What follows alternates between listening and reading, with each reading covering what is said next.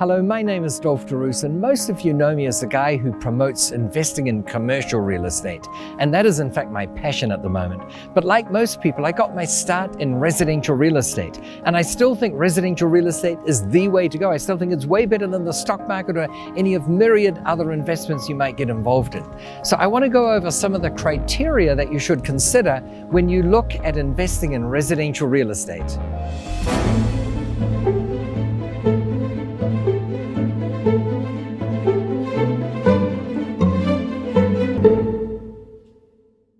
So as many of you know, I am in the game of commercial real estate. I like real estate in general, but I didn't start off that way. In fact, I did a PhD in electrical engineering. Many of you know that's not the easiest course around. However, by the time I finished my 8-year stint at university, I already had a collection of properties. I had passive income, and in a sense, I could have retired, but I didn't. I kept on trying different things. I made some money doing other business ventures, but I lost a lot of money doing those things too, and I made it up in real estate. So the mainstay for me, the thing that's always come through has been the real estate. And I'm going to show you right now how you can get started in your first real estate investment. So let's start off by defining what residential real estate is. Investopedia has a very sophisticated and large definition, and it's largely accurate. However, I would say this: residential property is real estate that people use to live in, whereas commercial property is real estate that people use to conduct commerce. Now, I know there's some crossover there. We shouldn't go into that too much. But in general, that's the difference. Here's the interesting thing, though, about investing in residential property. Firstly, you've got to know it can be risky. If there's no risk, there's no reward. So just be aware of that. We have to avoid some of the pitfalls. Number two, you usually need a 20% down payment. So you've got to accumulate some money. We'll get into that in a minute.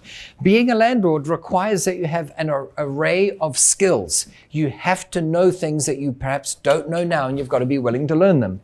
And then finally, you need to have some kind of financial cushion in case rents don't come in for a month or you have an unexpected expense that may not be covered by insurance. But they're the only provisos. If you have those 4 areas covered, you can and you will do very well. I'm going to ask a number of questions to make sure that you're well prepared and positioned to invest in real estate. And the first question is this: have you paid down personal debt? You see, here's the challenge. If you've got massive credit card debt, or maybe student loan debt, or any of many other forms of medical bills, or children who'll be attending college soon, maybe now isn't the right time to invest in real estate, because you do need a certain amount of cash, you need a certain amount of borrowing capacity, and you need a clear head. So one of the things I'd recommend is pay down your debt first, unless, of course, the cost of keeping that debt is so low that you can earn more money by investing in real estate. But you don't want to start off on the back foot by owing everyone else a lot of money when you want to start investing. Question number 2 is, have you found the right location? Now, there's no one spot that ticks all the boxes and no other spot does that, but you need a good location in terms of population growth. Obviously, you want the population to be growing for there to be increasing demand and therefore a steady increase in rental values and property values. You want low property taxes. Some have ridiculously high property taxes, so avoid those. You want a decent school district, plenty of amenities, low crime rate, an increasing job market. Again, you won't get all of these simultaneously in one place, but you want to make sure that overall these are pretty well covered, because it will affect the performance of your investment over the next 10 or 20 or maybe 30 years. Question number 3 is, have you secured a down payment? Now look, there are ways of buying investment real estate without needing any money. We'll delve into those at some stage. But in general, especially with investment property, you'll need about a 20% down payment. You need more money usually than when you're buying a home that you're going to live in, a so-called owner-occupied home. So you have to make sure that you've accumulated enough capital that you can put 20% down to get into your first investment real estate deal. Question number 4 is, do you have the right interest rate?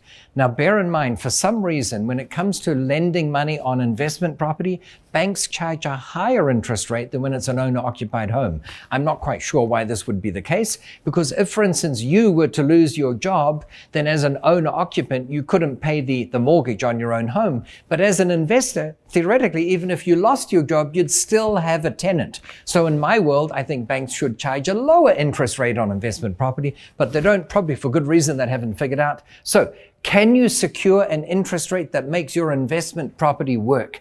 And that's something that when you have that in place, then the sky's the limit. That's when you've got a surplus of cash flow over expenses. That's when you have passive income. Question number 5 is, do you have appropriate insurance? Now, obviously, you want insurance on the building in case it burns down or gets swept away in a landslide or mudslide or hurricane or something like that. Then there's a thing called contents insurance, but in a rental property, usually it's the tenants who will pay the premium on contents insurance because it's their content. But there are other kinds of insurances that I think you should consider. For instance, what if there's damage to the building and the tenants can't be there for 2 months?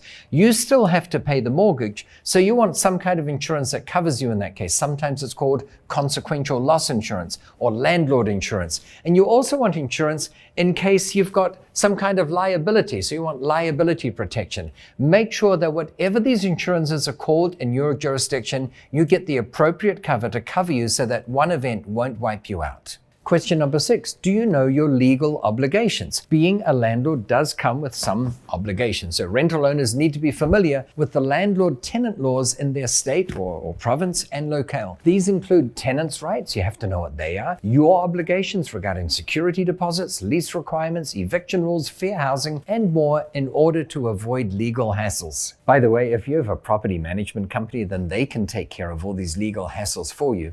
But remember, they also charge a fee for doing that, and they may not have the same outcome in mind as you do when it comes to managing your properties. So if they get a quote to make a repair for $810, they might say, yes, go for it. Whereas you might say, hang on a minute, that sounds expensive to me, and you'll get another quote and get the job done for $250.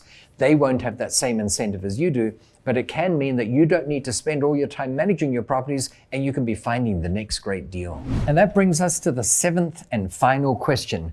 Do you know your return? This is probably the most important one. For every dollar that you invest, what is your return on that dollar? And stocks are often quoted as giving around a 7.5% cash on cash return, and bonds may pay 4.5%. What are you getting from your property? And I would say this, there are many ways of measuring return. One, as we've talked about here, is the cash on cash return. But are we talking before tax or after tax? Are we talking before depreciation is taken into account or after? Or are we talking about the raw rental income divided by the purchase price? Whatever you do, you have to be consistent in it, and you have to make sure that it is worth your while. In general, I won't look at a property unless I'm getting double-digit returns, and sometimes they needn't just be in the teens, they can be in the 20s. Know what you're looking for. Know that if you don't get that return you want, you shouldn't accept the deal. Don't compromise, because when you have standards and you make sure you achieve those standards, you will have great success in this game. We went over 7 questions that I think are crucial to ask when it comes to investing in real estate. That doesn't mean to say that that's the only content you need to learn about real estate. In fact, there are hundreds and hundreds of snippets of information that can help you on your way. And one of them is 101 ways to massively increase the value of your real estate without spending much money. Any one of these ideas, let alone 2 or 3 or 10 or 30 of them, might change your investment completely from being mediocre or pretty good to being sensational or fantastic. So I advise you to get your free copy of this book by clicking the link on your screen so that you too can benefit from 101 ways of massively increasing the value of your real estate. I just gave you some great concepts on how you can get started in residential real estate. And for some of you who are a bit more advanced and you want to learn how to do things better in the commercial realm, check out my next video where I show you how you can make returns that are maybe 3 or 4 times as great as you thought you could.